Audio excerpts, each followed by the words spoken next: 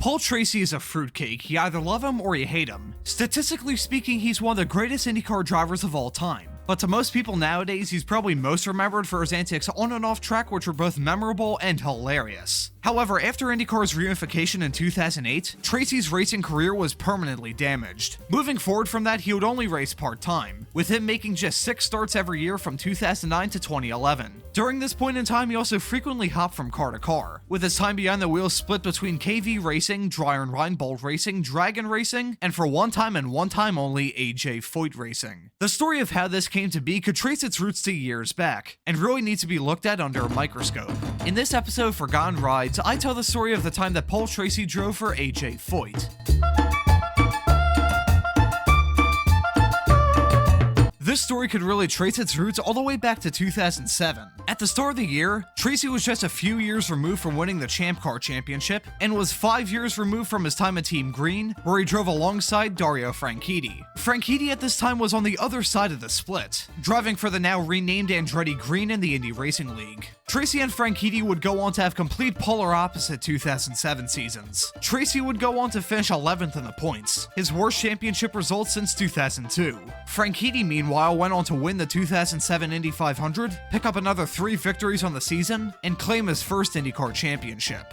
However, after this, they went on to have fairly similar years in 2008, as Tracy and Franchitti combined for just 3 starts. Tracy was loyal to Forsyth Racing, but with the reunification, the team never dipped their toes into the new IndyCar series. After the 2008 Long Beach Grand Prix, the team never raced again, leaving Tracy without a seat. Franchitti, meanwhile, had his sights set on something else. After winning the IndyCar Championship in 2007, Dario dove headfirst into the world of NASCAR. He signed for Chip Ganassi Racing to run part-time in both the NASCAR Nationwide Series and the Cup Series. Dario had no stock car experience when the deal was signed, having only attended 1 stock car race in his entire life before making 5 starts in both trucks and Nationwide before 2008. What followed was a stretch of time so disastrously awful that by August, Dario wanted to come back to IndyCar. During the Detroit weekend at the end of August, Dario was at the track supporting his brother Marino, who was running in the American Le Mans Series race there that weekend. While standing trackside during practice, he saw Scott Dixon go through turns 1 and 2 of Belle Isle at speed, and decided right then and there that he wanted to go back to IndyCar. This was quite fitting, because it was seeming more and more likely that Ganassi would have an empty seat. Dan Wheldon, who won the Indy 500 and the IndyCar Championship back in 2005, left Andretti to join Ganassi. His time with the team up to this point had not gone well, and could probably be discussed at length on this channel somewhere down the line. By the time Franchitti walked up to Chip Ganassi's mic hold during the Detroit weekend, Wheldon had already told the team that he would not be returning to Ganassi in 2009. And this right here is where all the dominoes began to fall. Trust me, I know this backstory probably seems like a rambling inclusion, but once you hear everything in a few moments' time, it's all going to make sense. Before the non-championship Surfers Paradise Grand Prix at the end of the 2008 IndyCar season, all of the silly season stories were wrapped tightly in a bow for both the Surfers Paradise race and the 2009 IndyCar season.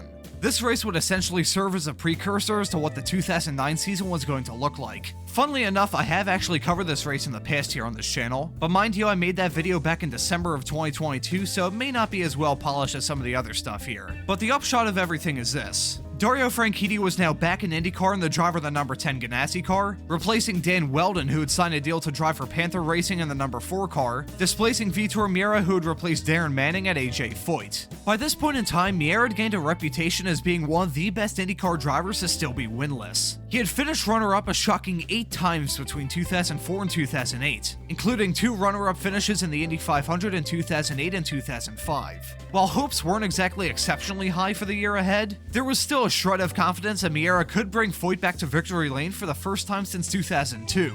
However, the season ahead would not go to plan. After finishing a pretty solid 9th at the season opening race in St. Pete, and an okay 14th in Long Beach, Meira's 2009 season quickly took a turn for the worse. Firstly came the race at Kansas Speedway. Battling hard 14 laps in, Vitor had the air taken off his front wing, forcing him to check up in front of Helio Castroneves, who had no room to go and rear-ended Meira, sending Vitor into the wall and taking him out of the race. Unfortunately for him, the Indy 500 would turn out to be far worse. Meira would qualify for the race in 14th, starting alongside Paul Tracy. It was mostly a boring race for Meira during the first half. However, the drama for him began during the yellow flag pit stops around lap 134. Vitor pulled away with the fuel hose attached, starting a large pit fire. Meira, despite being surrounded by flames at one point and then drenched in water, ended up rejoining the race still on the lead lap. If he was less fortunate here, this video would have never had to been made because this next incident won't have happened. At the start of lap 173, Vitor Meira and Rafael Matos were battling hard, but heading into turn number 1, the two made contact, sending Meira virtually head-on into the outside safer barrier. Had this accident happened about 10 years prior against a concrete wall without a Hans device, it's not a stretch to say that Vitor would have been killed. But even with modern safety features, the crash still took its toll, with Meira breaking 2 vertebrae in his back and being forced to stay in the hospital for 2 days afterwards. Vitor is now forced to be out of the car for the remainder of the season, and Foyt were in a troubling situation of having to find a new driver. The replacement they chose would end up being Paul Tracy, who actually finished 9th in that Indy 500 with KV Racing. After about 900 words of relevant backstory, it's a tad disappointing to realize how blasé his time at Foyt really was. Qualifying was pretty rough. As of the 19 cars to set a qualifying time, he was slotted in 16th, about 7.5 miles an hour off the pole. Come time for the race, however, he had a really bad showing. Tracy was the last driver to take the checkered flag, doing so in 17th, 6 laps down.